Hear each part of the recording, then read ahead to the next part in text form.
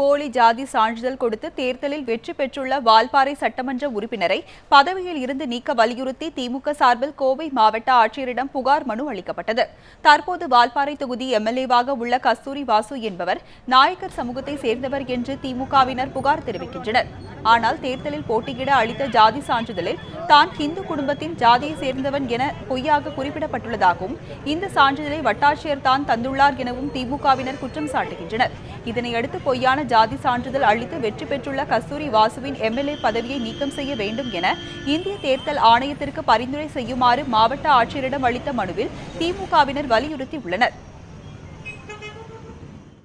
பொள்ளாச்சி வட்டாட்சியர் தான் கொடுத்திருக்காரு. ரெண்டு ஜாதி சான்றிதழையுமே பொள்ளாச்சி வட்டாட்சியர் அலுவலகத்தில் வாங்கியிருக்காங்க.